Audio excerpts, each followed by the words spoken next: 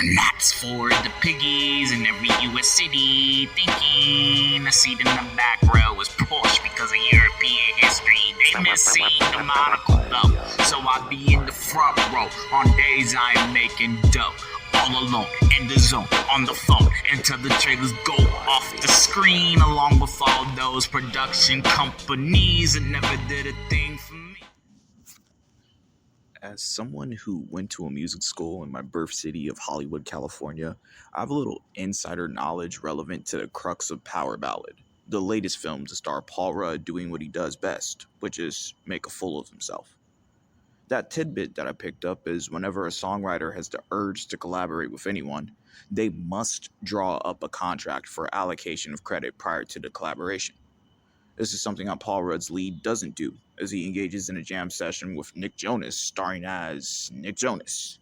And such negligence causes Rudd's protagonist to see his life slip further down the drain, as if settling in dreary Ireland wasn't far enough down the sewer as a starting point. This is another one of those Rudd films where it's billed as a comedy, and the only viewers that would find this funny have to be sadistic fucks, which a majority of the populace in the demos that usually watch Rudd films are. I see no joy in watching a man pay for his mistakes. I also see no joy in watching people come up off that man's mistakes, since Nick Jonas wasn't the only beneficiary of Rudd's protagonist's lapses of good judgment.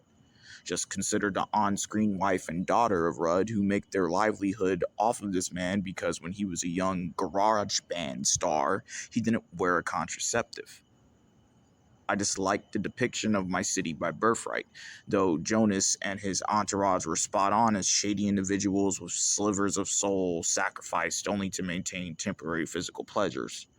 The funny part about that is, at this rate, I can't even tell the difference between LA and the rest of the US. Every city and every state in 2026 is filled with roadsters and narcissistic anglicized females proud to be sellouts as much as the questionable males they strategize to weaponize desire from. John Carney's film here appears on the heels of the Michael biopic, another flick about a pop star who didn't celebrate any of the writing guilds that put lyrics to Quincy Jones-led symphonies. Western society is filled with these clowns. It isn't like I would have paid to see Bernie Taupin instead of Elton John back in 2022. And that's the problem. There's a huge lack of accountability that plagues Western society, and Carney's picture stresses this point to exertion. For all that it's worth, Rudd plays up to his typecast, the gullible good man, and gets what that whoever plays that role in Western society always does: humiliated. And I just don't think that's worth even a chuckle in a film that, even with its predictable ending, rolls on like a victory lap for the colonizer, the liar, the thief, even as their culture continues to crumble in plain sight. Pop your popcorn. That's for the piggies in every US city thinking a seat in the back row is Porsche because of European history. They miss seeing the monocle though, so I be in the front row on days I am making dough. All alone in the zone on the phone until the trailers go off the screen, along with all those production companies that never did a thing for me.